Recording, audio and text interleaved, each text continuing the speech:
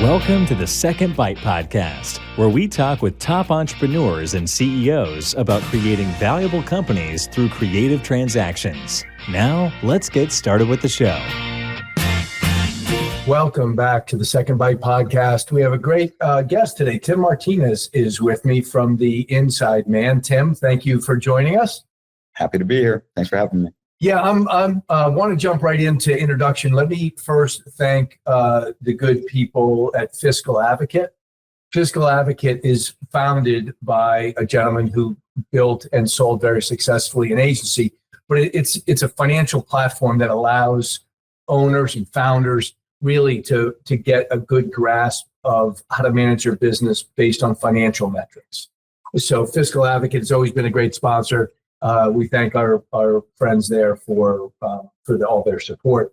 So Tim, I want to talk about Inside Biz. I want to talk about your perspective. I want to talk about what a CEO whisperer is. Why don't we start with a little bit of background so people know what you're talking about? Yeah, absolutely. So all I've ever done is start businesses. I was the kid with the lemonade stand, and that's my story, and I'm sticking to it. You know, if I could turn $1 into $2, that's all I've ever done. So the concept of entrepreneurship and starting businesses was something that was with me since I was a little kid. And, you know, I sold mixtapes. I screen printed T-shirts in the garage in high school. I had a skateboard company. All these little ventures. I had a DJ business. They all kind of led to bigger businesses and bigger businesses.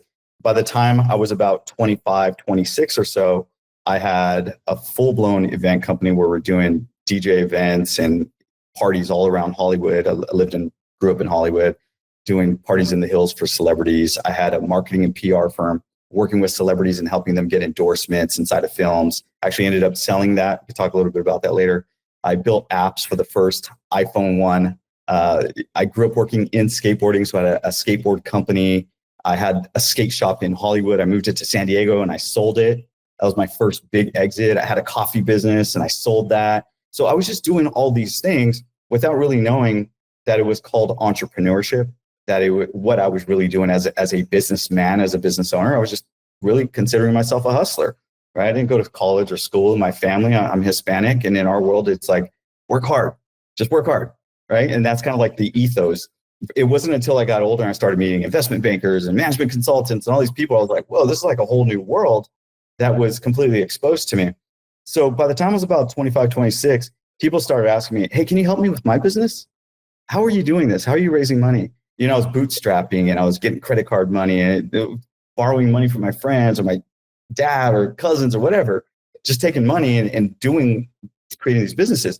And so what year are we talking about now, Tim, approximately? We're talking about maybe like 95 to about 2000, somewhere in that arena. And I got also very good at writing my own business plans. So that was one thing that was kind of odd, by the way.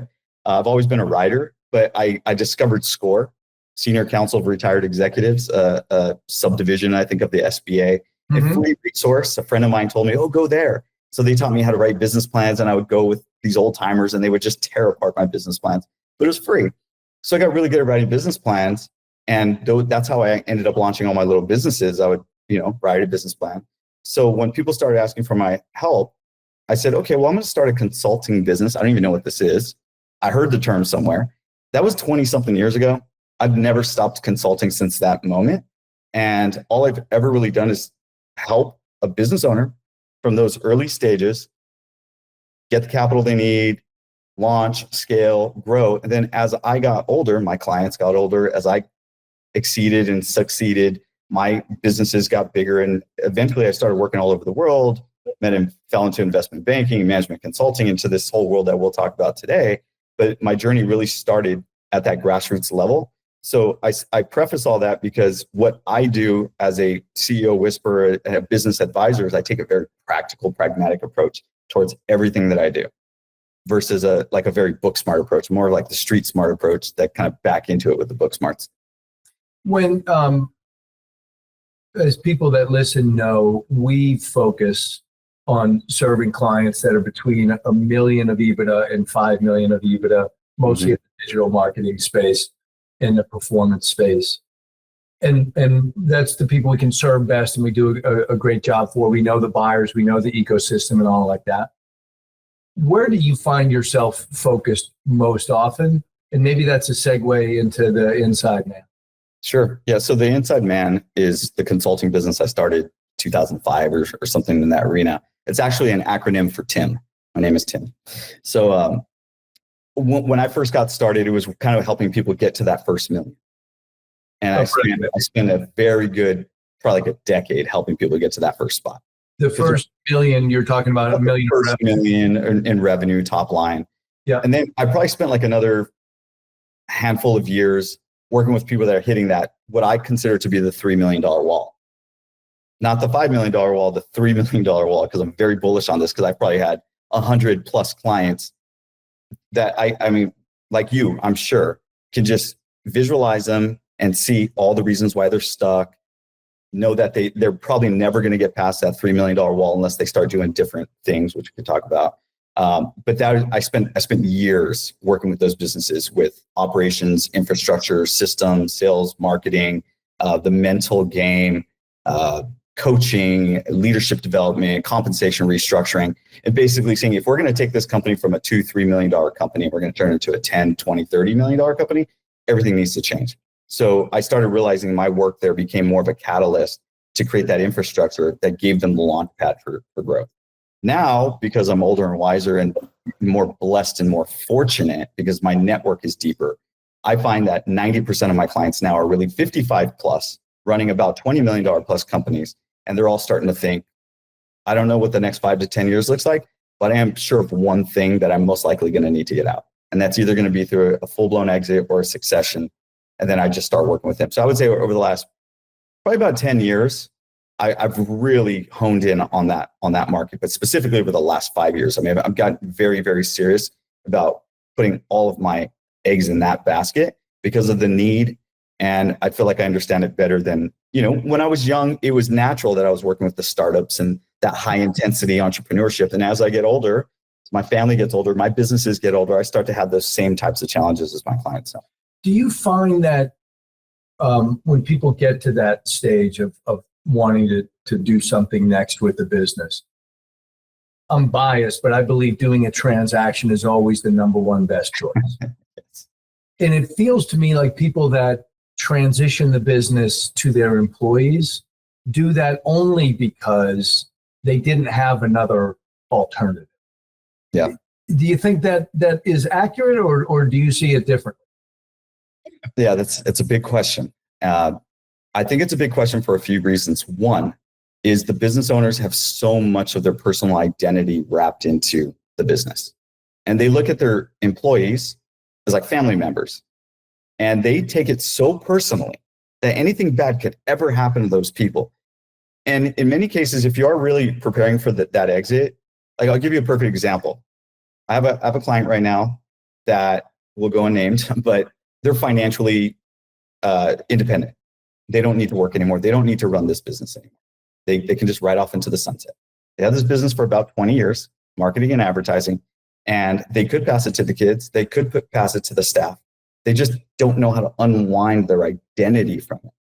So maybe the fact that they want to look out for the best interest of their staff is a real concern. Maybe it's just made up so they can stay in the business and it serves their ego. Yeah, I mean, and here's what I believe. The flaw in that, and I see that often as well, but the flaw in that is that nobody else can do this better than I can. 100%. That's the biggest flaw. While there's agencies with better EBITDA margins, better growth rate, higher revenue marks, all those kind of things, not that that's the measure of success, but it underscores the point that there are other people that are absolutely capable of doing that, right? And so if they have the opportunity to do a transaction where somebody has committed real capital to acquire the business, they're obviously very committed to turning that into a success. As you know, in a service business, if you're going to grow, you don't do that with less people. You do that with more people, more better people. So most good, and we've done, all these trophies here. We've done plenty of acquisitions for clients many of which where they stay on board. But even the folks that want to phase away, we're just signing an LOI this week with exactly that intention. And we have found a very good buyer that's going to write a check and then is going to step in. And those employees become even more critical to the business. Yeah. But for somebody willing and desiring to really grow a business, it creates a lot more opportunity for those employees as opposed to, to staying stagnant.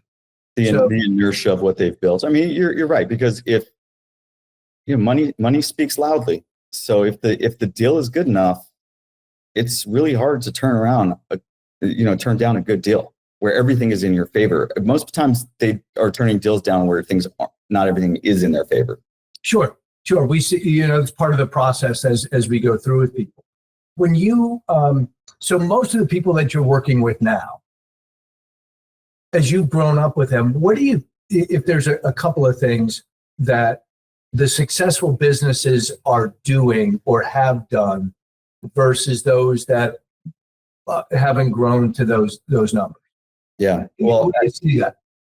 I think it starts with intention. So the tale of two business owners. One business owner, partners, right? There's a lot of partners out there, by the way. A lot of times when we talk about businesses, we're just talking about independence, but plenty of partnerships out there. So the tale of two businesses, one is I'm going to wake up in the morning, lace up my boots, and just go put out fires and focus on the thing that's right in front of me. If we work really, really hard and white knuckle it, we'll go from one client to two client to three client. And Lord willing, one big whale is going to fall out of the sky once a year. And maybe it changes our numbers by 20%, maybe. And that is, in my opinion, 90% of all businesses out there. They're just working hard, really have no growth plan or intention of doing anything other than hopefully a whale falls out of the sky. But they hit that first level of inertia because they start earning enough to where they don't have to go get another job. And they're like, hey, I'm taking home about $300,500,000 a year. I'm not going to get that. 100% that's good. I'm good. I have everything I want. That's business owner number one. Business owner number two has a lot of gas in the tank. And they're thinking, we have a real market opportunity here.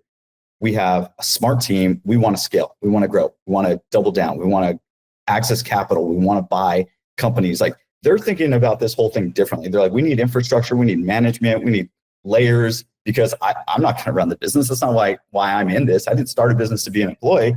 I started a business to be an owner, to be an entrepreneur, to build, scale, grow. So that is 110% completely different approach. You still have to wake up and lace up your boots and do the hard things, but it's the mindset. So at the end of the year, right now, I'm doing all these year-end plannings, and it's like some groups made investments. So we can look at all the investments they made, investments in technology, into team, into IP, all these things. Other groups made zero investments. And they're just going to take home all that extra money, but good for them. But these groups were sacrificing a little of that extra profit because they know that that's going to how they're going to break past that 3 million wall to get to the 30, right? If you want to do M&A, like, that's a legitimate way to grow, but it's not going to happen just because you worked hard. Right. And so is that where you kind of insert yourself? Exactly. For folks that want to grow this into something that they can sell with intention, is that when Tim shows up and says, okay, here's the steps? 100%. And are those steps always the same for people?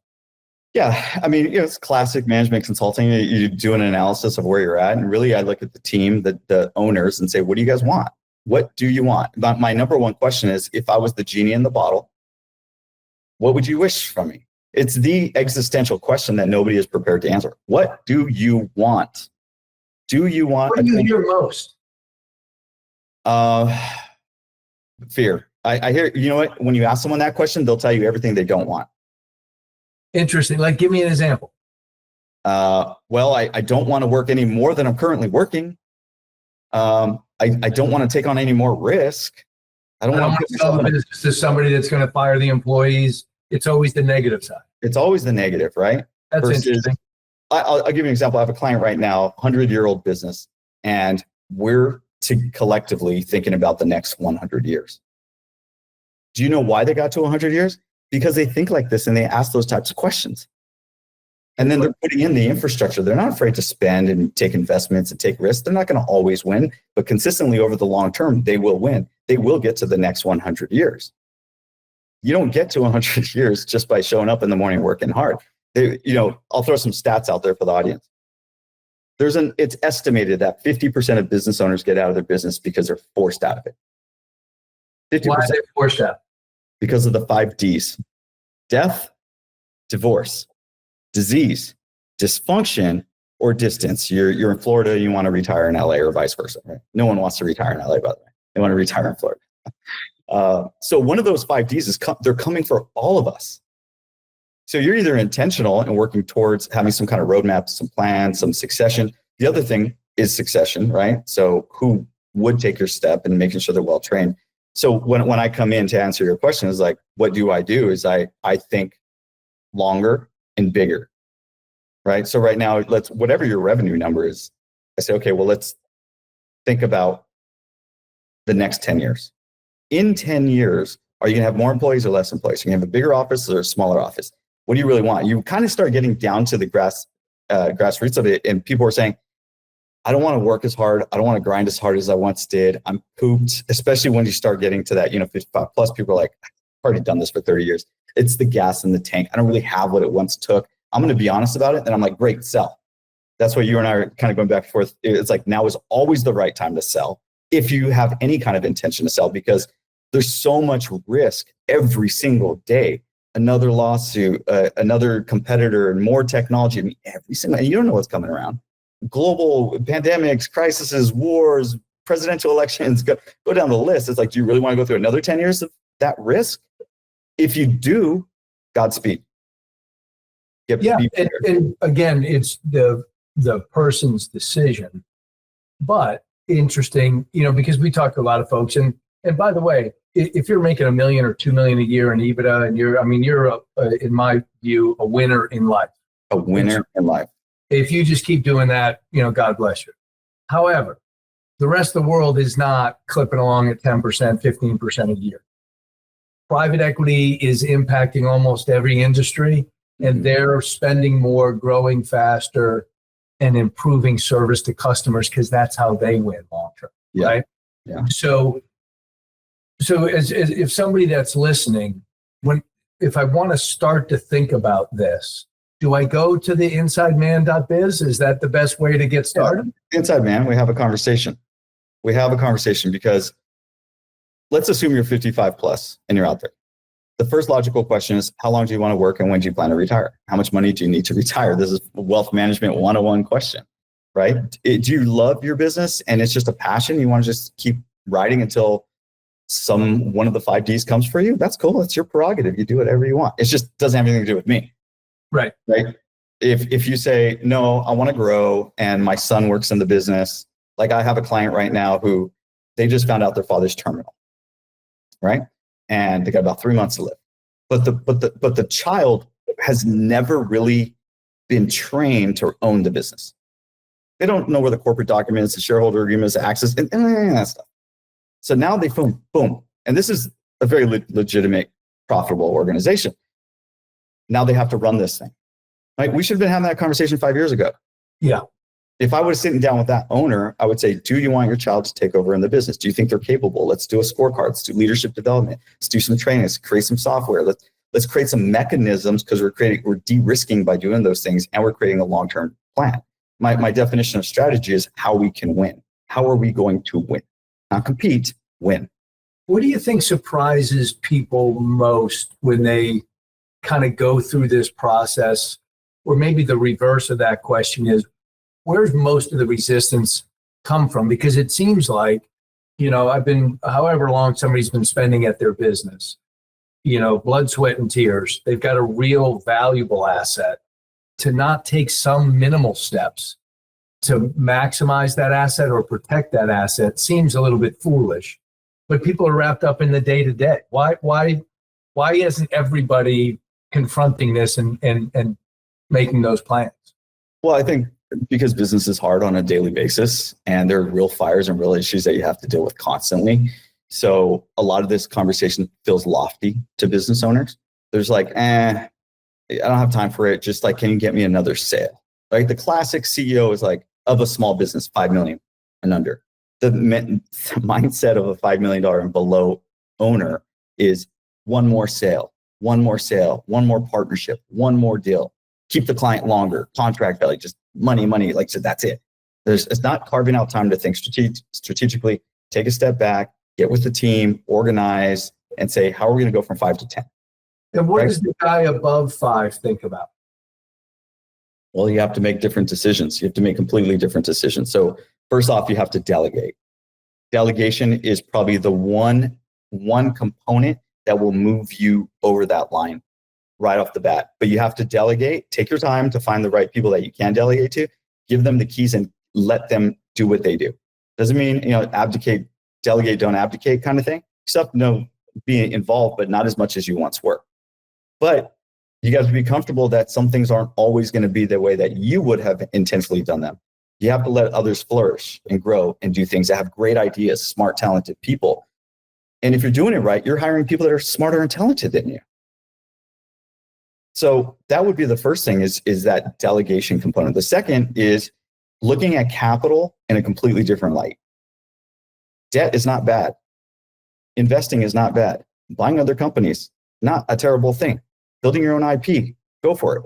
You're not going to win all the time, but you got to start making those types of bigger investments versus just sales and marketing, hiring another person, sales and marketing, hiring another person, right? I had a conversation yesterday with a group that just builds proprietary software for companies like this. And they say, if your organization is hitting a certain point, start considering building your own unique IP. It gives you a second line of revenue. You do so many things with it. It increases your valuation, But most businesses aren't thinking, okay, I'm going to take my data, I'm going to create my own IP, I'm going to create new business units, they're just thinking, we started fixing cars, we're going to die fixing cars versus why don't we become a car loan and then this and all these extensions and different types of things that you can do. That's interesting. Let's talk about the debt for a second. So I use this example oftentimes, but if I buy your business, Tim, for $10 million and I give you $7 million, and you roll forward $3 million. That means I own 70% and you own 30%. What a lot of buyers don't explain to the seller is the $7 million I gave you, I went and borrowed $3 million. Right. So I put in $4 million of equity. You rolled forward $3 million.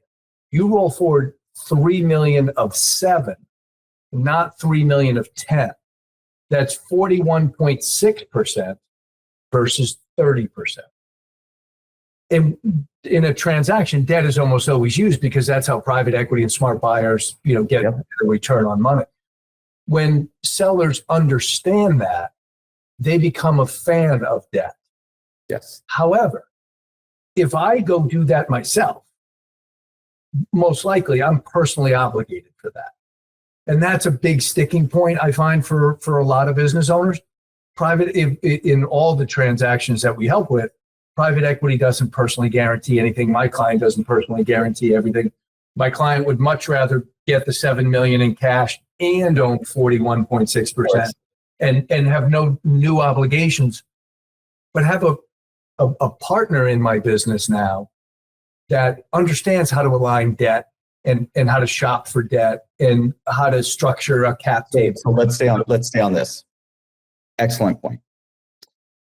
Most small businesses, 5 million or below, they don't have a management consulting firm or an advisor on their team that understands that they meet on a monthly basis. That they're building out some kind of roadmap to leverage debt or to buy or to do whatever, right? They don't have that bench built out. But I just got done on a restructuring project for a company that's $500 million, and they're trying to figure out how to go from $500 million to $1 billion. So the CEO is like, we're going to do it in the next 5 years.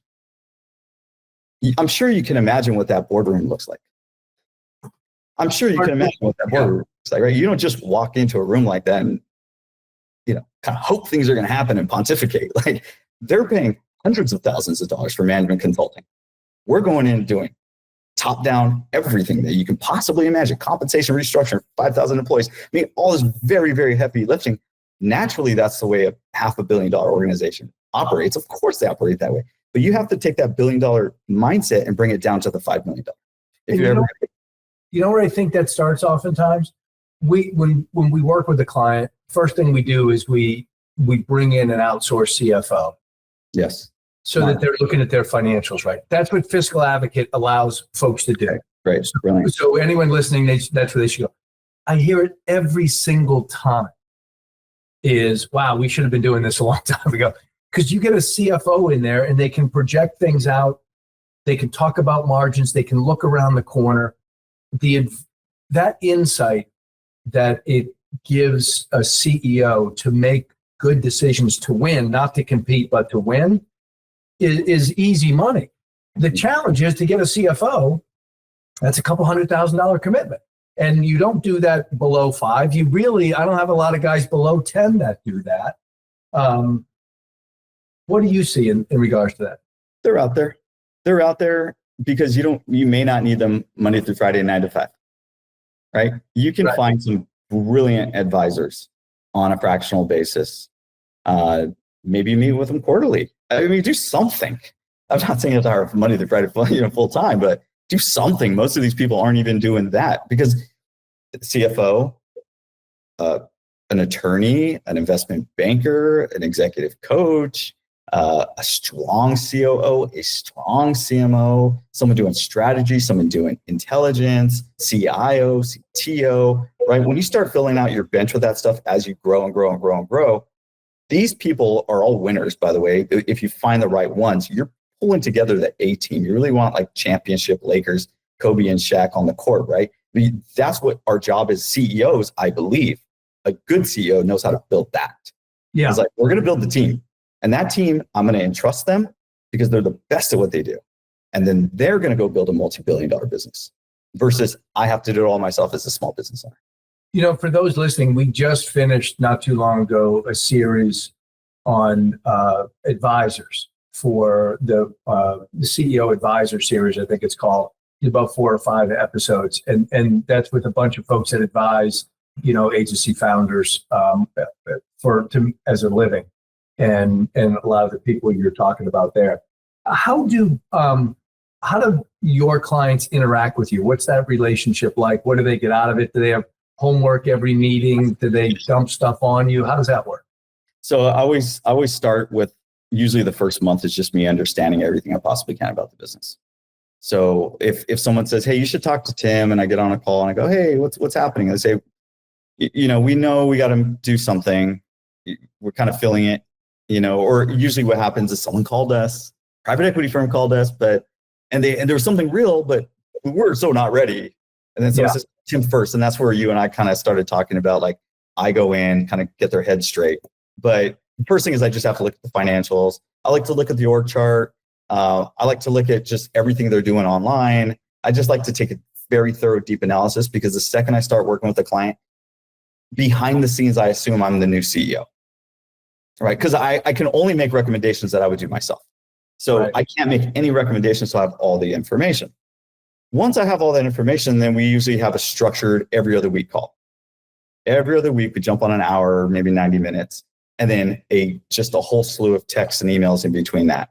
Typically, what I found is the CEOs, at the point that we start working together, they're usually like, I should have had someone I could just confide in and trust 10 years ago, right? And I think what makes me dangerous is I spent 20 years in management consulting.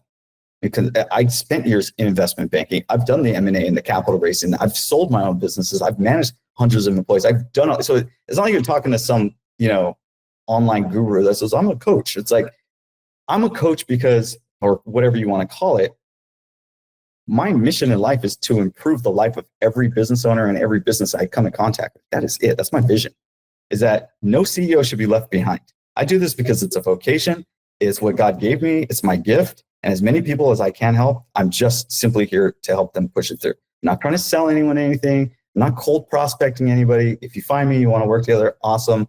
I will help you. That's my 100% guarantee. And those weekly calls, some clients I've had 5 years, we're still on those every other week calls. And I can show you the insane, tremendous progress from infrastructure, thinking. A lot of times I work with their successors. I meet with their C-suite on a quarterly basis. We get to know each other. I'm invited in board meetings. I'm just another voice in the room, but I always represent progress and growth and transformation. So whenever they present me with anything, my answer is always going to be, how does this help us grow? Is this going to transform us? Is this going to impact everything? Does it move us closer to the vision? because I'm not really here to like, I'm not a therapist. I'm not your therapist. And quite frankly, we can be friendly, but we don't need to be going golfing. Like I need to see the growth of your organization. It's interesting, because everything you're talking about, if I'm the CEO, I can do all that stuff myself, right? 100%. And it never works, right?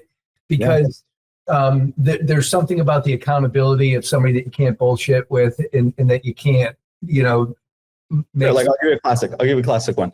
Someone calls me and they say, hey, we need to get serious about our online. We got to really start taking our online presence more serious. And I say, we had this conversation last year and the year before that. And I never changed my narrative on what I told you needed to do. So when are you going to get serious about it?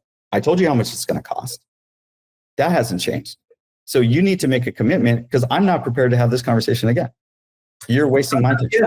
And sometimes people just need a kick in the ass from a respected professional that has taken the time to understand their business and their dynamics and on from that standpoint. Yeah. And it's the reason I'm glad that we're able to do this episode together, because, part of our mission is to help maximize the value when somebody's ready to do a transaction. A lot of times, we'll work with folks even before they feel like they're fully ready. But some of the service that we do is just to introduce folks like you into the lives of others that can help them get to where it is that they want to be. And so when it's our time to take the baton and to maximize value in the transaction stage, they're prepared and ready and excited for that. So, yeah. And I would recommend people speak with you. There's never a bad time to pick up the phone call and call you, ever. It's like, call right now. If you're listening to the show, pick up the phone, call Todd. Like, have the call now. Even if you want to set 1 year, have the call today. Yeah, it's interesting because, and I'll give you one quick example. But we did this great transaction with Endrock last year, and they do conversion rate optimization. Okay. So I got introduced to Ned McPherson. Ned was on the podcast a couple of times, and you can go search and listen to that one.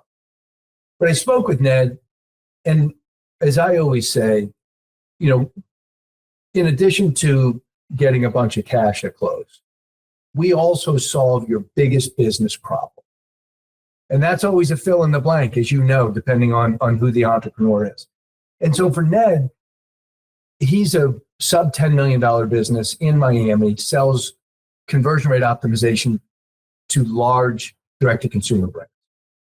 It's hard for him to get in, right? When he gets in front of the right people, he sells 95% of the time. Right. And they're great at doing conversion rate optimization. So Ned said, I'm going to continue to grow the business, and at some point, maybe we'll do a transaction, but I'm not quite ready. I said, well, long story short, the folks at Power Digital have 200 e-commerce clients. They have, I think it's 9 salespeople. Ned has 0 salespeople. Right. And we did that last December, that closed. I talked to him a month ago, and he's like, it's the greatest thing ever. And Power is a fantastic firm. So Power is the top of the pyramid. They do great work for their clients. Ned is now just doing the stuff he loves to do. Mm-hmm. He's jettisoned everything else. He's got a big chunk of equity on a big upside. He's got cash. He's got a little bit of breathing room. He's got a sales team that he didn't have to hire and train. Yeah. So sometimes there are opportunities for entrepreneurs that are, because a lot of entrepreneurs, and you know this, they look inside and they say, here's our interior goals to get us to where we want to be. Sometimes the best opportunities that impact the value of their business happen outside their business with a larger potential buyer or whatever the case may be. Yeah. That's why we're always happy to have conversations with folks just to understand their business. Right. Much as you are. If we can help, we want to. And if we can't help or the timing's not right, much like you, I'd rather say time's not right for us. But right. So that story takes me to the concept of the power of the unknowns. Whereas if you had a pie chart and there's this tiny sliver of things that you know, and the little bigger things you know you don't know, but then the rest of the world is things you don't know you don't know. Yeah. And that's where I believe all the latent potential of your organization is ever going to come from. So if you want to get to $1 billion or 10 or $100 billion, it's going to come from things that you have no clue about. And the only way you're going to get a clue about those things, if you start hiring smart people like yourself to come in that give you those types of perspectives, have different relationships, different reach, different strategy, all that kind of stuff. That's how you get there. But you're right. You're not going to get there from just the known. Yeah, it's the inside and the outside at the same time. So people know how to reach me, Tim. The best way to reach you is how? Sure. Tim at theinsideman.biz, B-I-Z. You can always just pick up the phone and call me, 626-533-9099. I'm one of those rare people that will actually pick up my phone, and you can just call me and text me.